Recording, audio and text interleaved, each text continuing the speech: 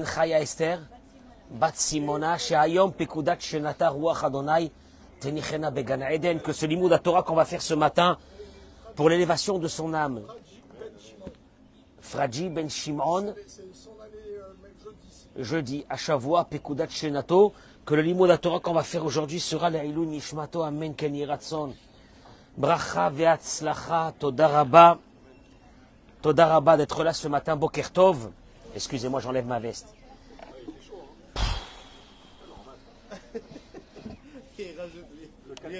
J'en peux plus arrêter. Hein? J'ai honte. Le 4 décembre. J'envoie un peu de soleil à nos amis en France. Je sais qu'il doit faire 3 degrés ou 4 degrés là aujourd'hui à Paris. Je vous envoie un peu de...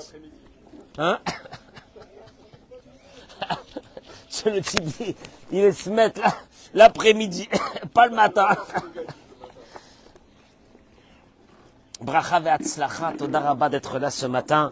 Juste à l'instant, je fais une bracha pour le Elou Nishmat Baruch Ata Adonai Eloheinu Melech HaOlam, Shehakol Nihya Bidvaro.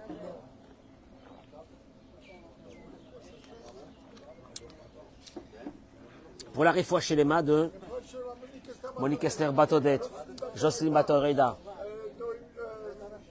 Joël Teila Batodet, Liz Noémie Badjuli Frecha, Chayachana Batsara, Déborah, Isabelle Claire Bat, Maïcha, Liora Bataziza, Yosef André Ben Mathilde, Nathanaël Raphaël Ben Kamouna, Alice Batester, Michal Batalis,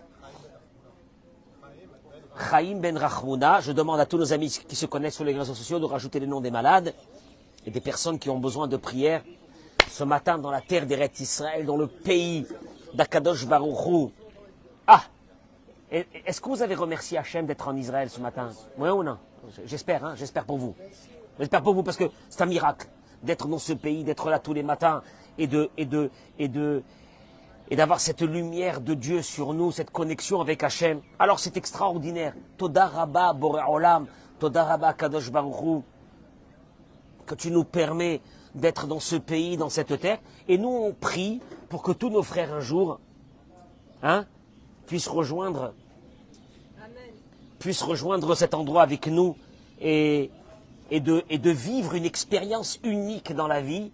C'est d'être connecté avec Akadosh Baruch Hu de façon où c'est que de façon à ce qu'il n'y ait aucun voile avec Dieu, et on est avec Akadosh Baruch Hu tous les matins. Toda Rabba, Bracha, Ve'atzlacha, Amen Ken Yiratson. L'Ailou Nishmat Abba Marie, Rabbi Avram Bar Simcha Julie. Je voudrais aborder avec vous ce matin un thème qui est le pivot central de notre vie. Si vous voulez m'écouter, les épreuves de notre vie n'ont qu'un but, celui de nous faire évoluer, de nous changer. Des fois même, les épreuves de notre vie vont nous briser les conceptions de notre vie pour nous permettre de se rapprocher de Dieu. Ça veut dire que, en 2 mots, quand tu as une épreuve, ne la prends pas comme quelque chose de mauvais dans ta vie. Prends-la comme un parcours de ta vie qui va te permettre de te rapprocher de Dieu. Et je répète, s'il y a l'un des projets divins les plus importants, c'est celui de nous envoyer des épreuves pour briser nos caractères. Car s'il y a quelque chose qui te limite pour te rapprocher de Dieu, c'est le caractère de la personne. Et quand tu dis à des personnes, tu sais que le mariage et ainsi de suite, toutes les choses de la vie sont venues pour que ton caractère, tu puisses le casser, le briser et découvrir d'autres choses. En d'autres mots, il y a des portes qui sont fermées dans ta vie. Il y a des portes qui sont fermées dans ta vie. Tu veux les ouvrir? Tu veux les ouvrir pour avoir une expérience divine, quelque chose de très beau dans ta vie. Ces portes, c'est les caractères de la personne. Maintenant, si tu as la chance, parce que Dieu il t'aime, tu sais ce qui va se passer? Il va t'envoyer des épreuves. Ces épreuves, si tu les prends et tu les abordes comme il faut les aborder, elles vont te briser des conceptions de ta vie qui vont faire que un beau matin, tu verras comment tu as évolué et tu as changé dans ta vie. Parce que c'est l'essentiel. Vous allez me dire d'où est-ce qu'on voit cette conception? Ce matin, je lisais que Le début de la paracha de cette semaine, Vayeshev. Vayeshev Yaakov be'eretz migure aviv be'eretz Kenaan. La Torah nous dit Vayeshev Yaakov. Yaakov s'est assis, s'est installé dans la terre de ses pères, dans la terre de Kenaan. Je traduis les mots. Yaakov est arrivé en Israël. Mazal Tov. Yaakov, il a fait la Aliyah. Il est arrivé en Israël. Maintenant, quand tu arrives en Israël, qu'est-ce que tu te dis? Je vais quoi? Maintenant que je suis là, je vais me reposer. Vous n'avez pas remarqué ce qui se passe quand on arrive ici? Des épreuves. Alors, moi je suis pas d'accord. J'ai fait les efforts pour venir en Israël. Dieu, tu peux pas me laisser un peu tranquille? Maintenant que je suis là, maintenant que je suis ici en Israël, tu peux pas me laisser un peu tranquille, Dieu? Et là, la Torah, elle dit, Rashi ramène les mots du Midrash.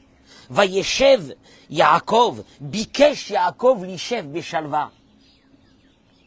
Qui c'est qui comprend un peu en hébreu? Yaakov a voulu être tranquille. Amar lo HaKadosh Baruch Hu, Dieu lui a dit à Yaakov, Lo dayan la tzadikim, sheyesh lahem olam haba. Ça suffit pas que tu as le olam haba. Le olam haba, la paix éternelle après ton départ de ce monde. La paix éternelle. La tranquillité éternelle dans le olam haba. Que tu veux aussi le olam hazé.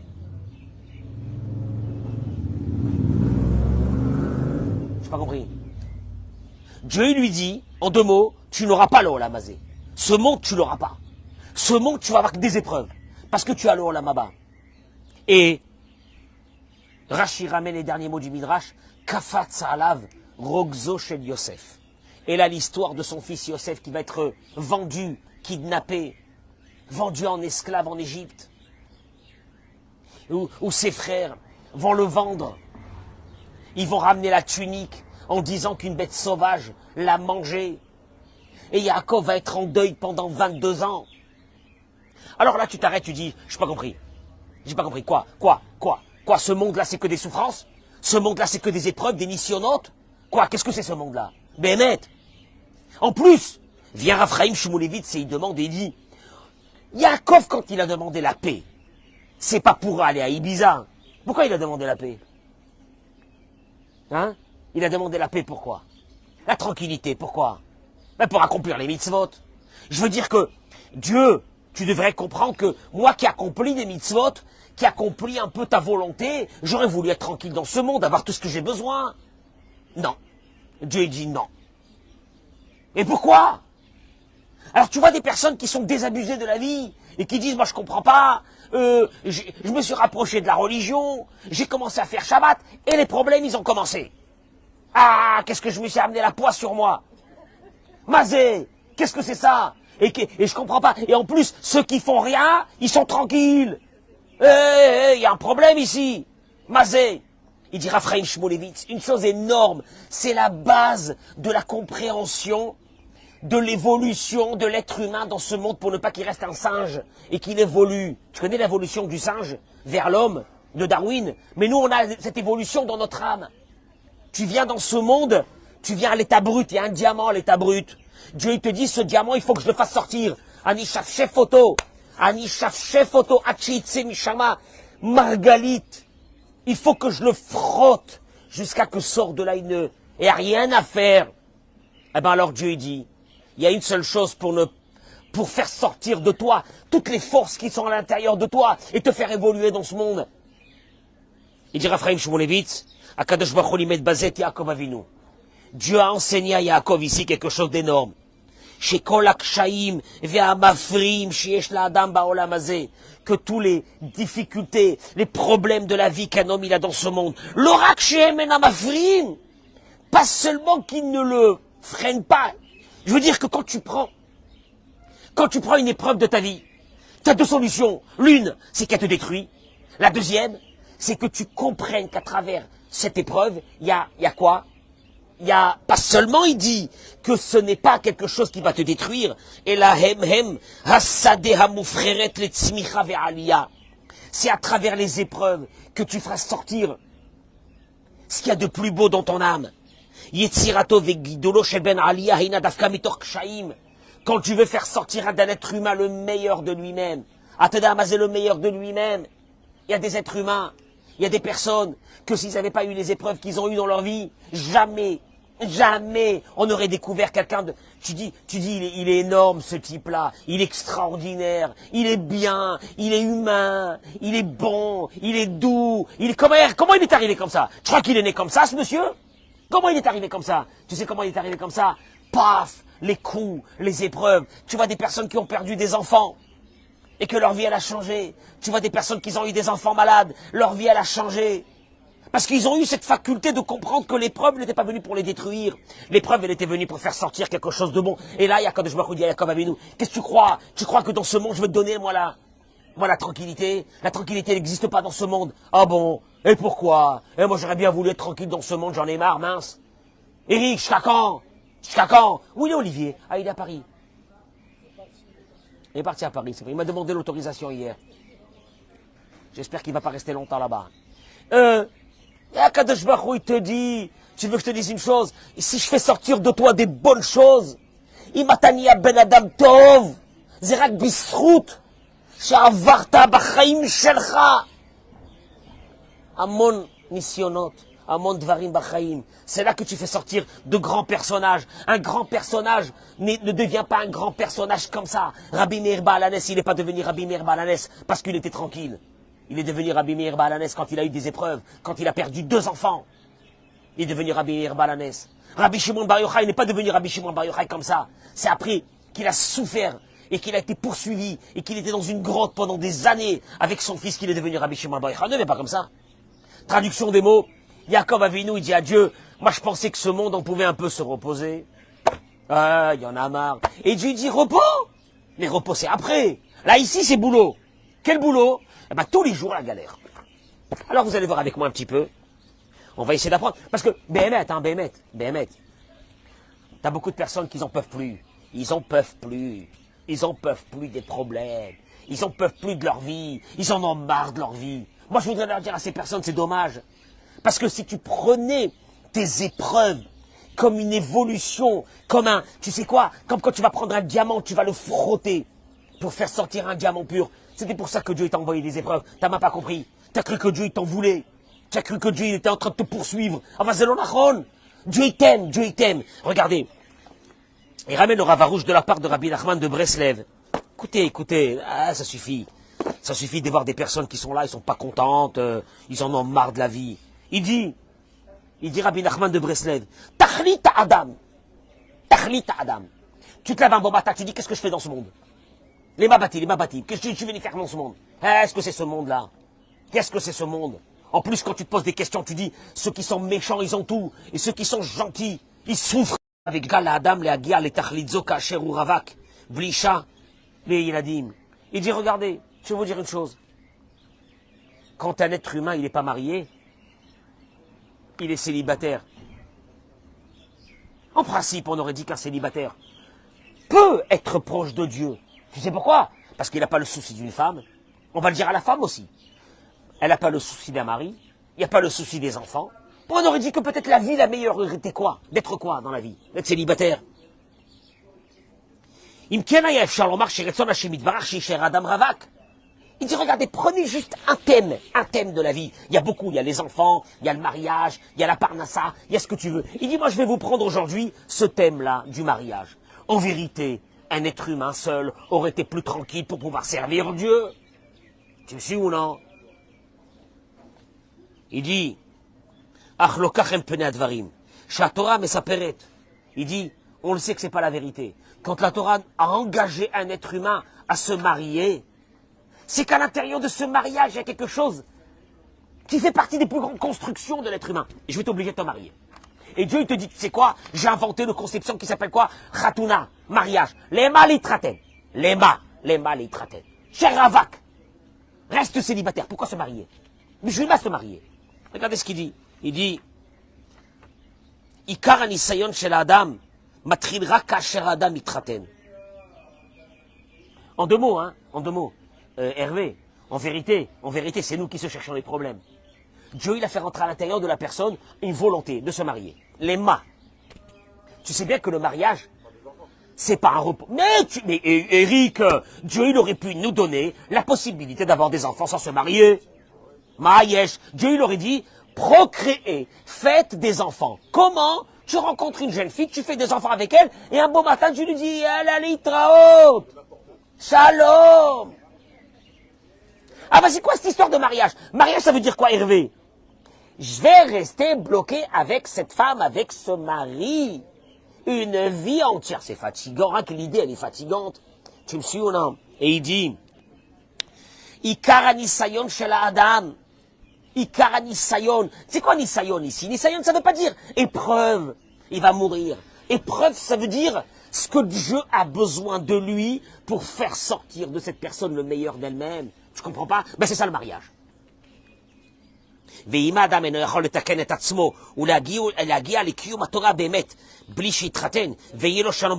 te dit, et un être humain ne pourra pas arriver à accomplir sa vie dans ce monde s'il n'est pas arrivé à un équilibre dans son couple. Je veux dire que le travail qui va lui être demandé est tellement énorme qu'à la fin de ce travail, tu sais ce qui va se passer à la fin de ce travail?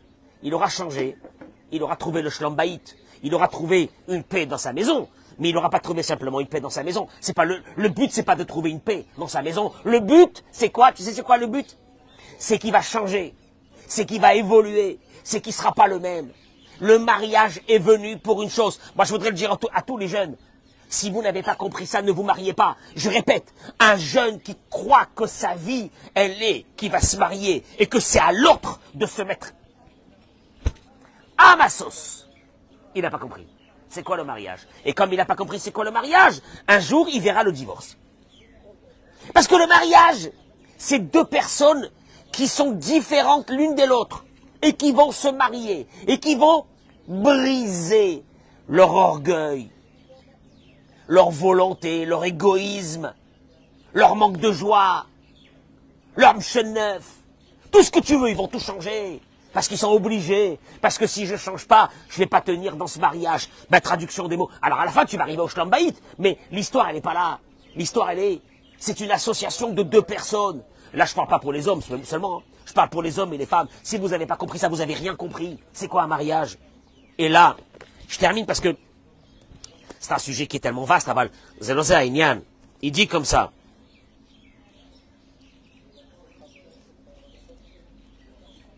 Am Israël, Nikraim Aisha Shel HaKadosh Baruch Hu. Le peuple d'Israël s'appelle la femme de Dieu. La reine Derech Ish. Comment s'appelle-nous? La femme. C'est qui le mari? C'est Hachem. D'ailleurs, quand les bénis Israël, ils ont fauté sur le veau d'or, qu'est-ce que c'est marqué? Que c'est considéré comme une fiancée qui a trompé son fiancé dans la roupa. Là, imagine-toi, donc ça veut dire que nous, on est considéré la Kala. Alors, si nous, on est la femme de Dieu, la reine, il dit, tu sais qu'est-ce qu'il fait Dieu? Eh bien, Dieu, il va envoyer la femme pour savoir comment se conduire avec Dieu. Comme il est écrit dans le verset, je vais lui faire une aide contre lui. Dieu, il a dit à Adam, je vais t'amener une femme. Elle va devenir quoi, Ezer? L'aide. Mais tu sais comment elle va devenir ton aide à toi pour t'aider, pour évoluer dans la vie? Kenegdo, en étant contre toi. Qu'est-ce que ça veut dire? Il dit, Kacher Adam Zach, Bemaasav, comment c'est marqué dans le Talmud? Im Zacha, Neresit lo Ishto. Im Zacha, c'est quoi Im Zacha? S'il a mérité, hein? Mais le mot Zacha vient du mot Zach. Zach. Shemen Zaït, Zach. Pur. Si un homme se purifie, alors sa femme devient sa femme. Et si il dévie un peu du chemin, elle devient Kenegdo. Traduction, si tu rentres à la maison, et t'as rien fait, et ta femme, elle te tombe dessus. Je dis, est-ce que j'ai fait au bon Dieu la vérité? Je crois qu'à un moment donné, je vais, hein? Il dit, ah, tu veux que je te dise une chose? Le Harizal, il ramène que Ishto shel Adam yamar ashelo. Le Harizal, il dit, la femme, c'est le miroir de l'homme. ולפי התנהגות שלה, לפי המידות שלה, לפי היראת שמיים שלה, יכול הוא לראות את עצמו במראה. Selon le caractère de ta femme, tu peux savoir ton évolution vis-à-vis de Dieu. Ça fait mal, hein? Les dougmas. Par exemple, Imika Hassanit, si elle est nerveuse, ça veut dire que nous, d'abord, on est nerveux. C'est un miroir, mais un miroir agrandissant de notre situation. Si ta femme te rabaisse, c'est qu'au fait, tu as de la gava. Ah, j'aime pas ce Harizal. Ah, mais je peux pas trier Harizal, hein. Prends ce qu'il y a de bon chez lui et le reste, je le jette. Le Harizal, il te dit, la femme, c'est le miroir de l'homme. Comme ta femme, elle te perçoit, sache que c'est ça à peu près. Sauf que toi, tu as amoindri, parce que toi, tu dis, moi, je suis pas trop nerveux, je comprends pas pourquoi il s'énerve sur moi, c'est pas vrai. Comme ça, il dit le Harizal. Le Harizal, il dit aussi, les enfants de la personne, c'est le miroir de la personne. Quand il y a quelque chose qui ne va pas avec les enfants, regarde-toi. Maintenant, toi, si tu perçois cette femme comme quoi? Comme une épreuve. Ah, l'épreuve ultime de la vie. Qu'un beau matin, je vais la prendre et je vais la divorcer. Non, non. Si tu comprends qu'il y a derrière ça un message, et tu verras, hein, et tu verras. Les hommes, qui se sont pas mis en colère quand leur femme leur a dit qu'il était orgueilleux, et un orgueilleux, un égoïste, ils ont écouté, ils se sont pas vexés.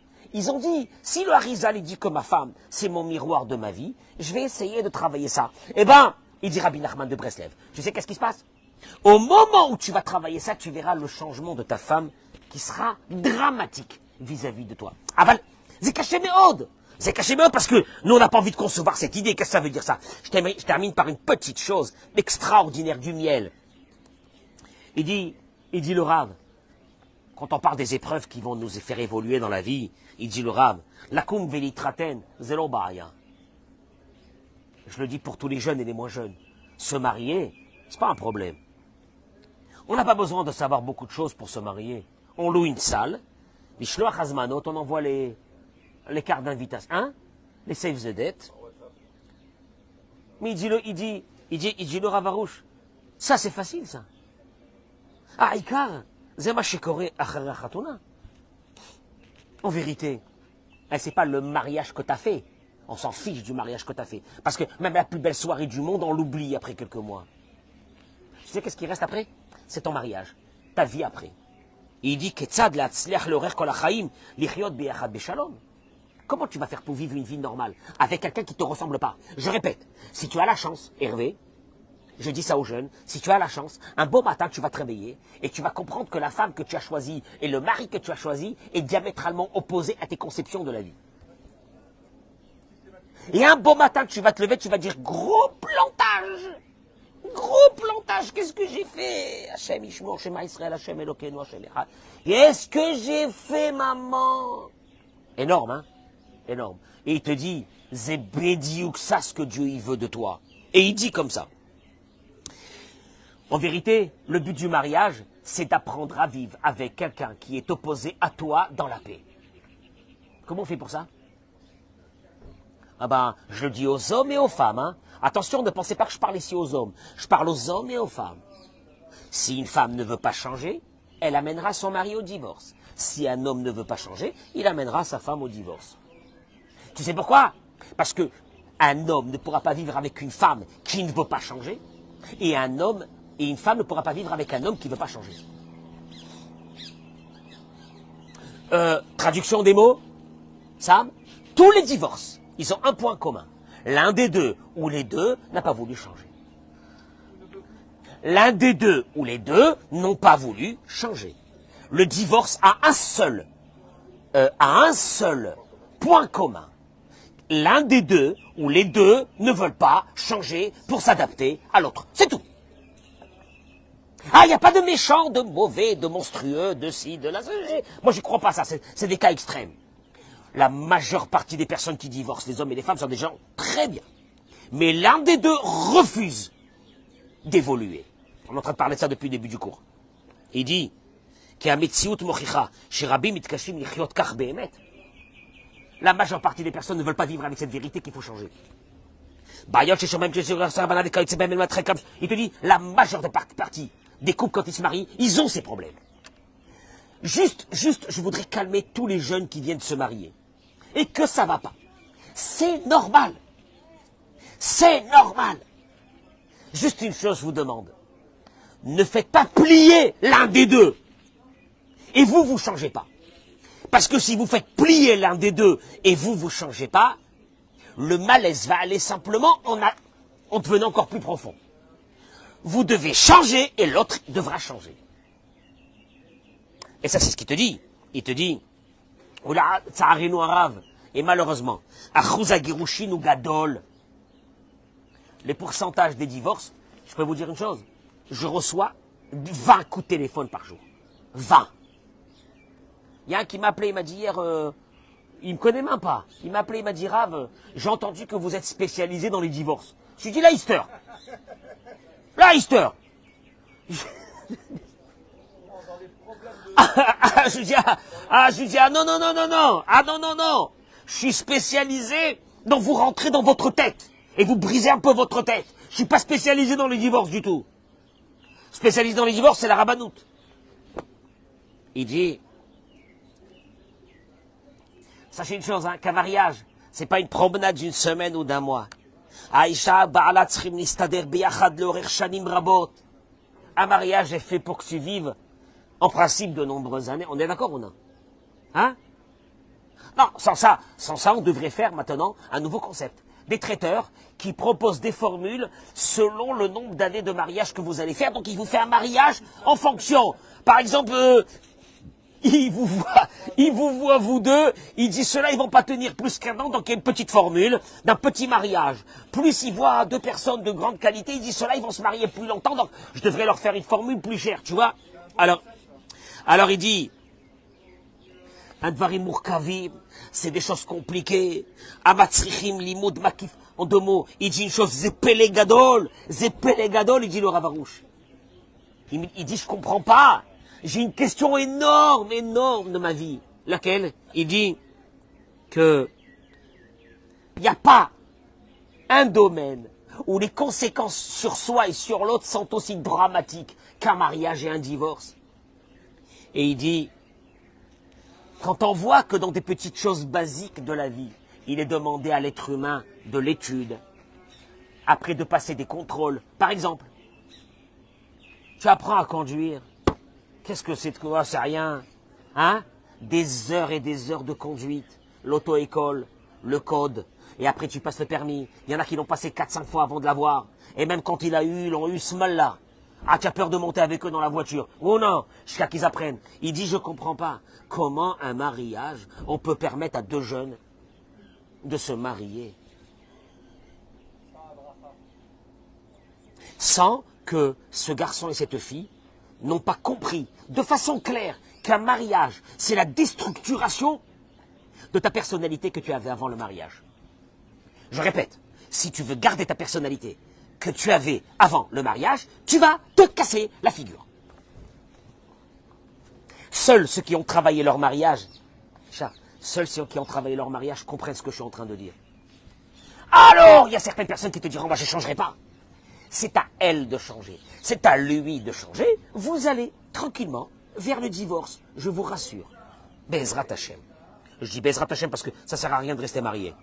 Al-Pi Kabbalah. Je termine avec ces mots. Eric, Al-Pi Kabbalah.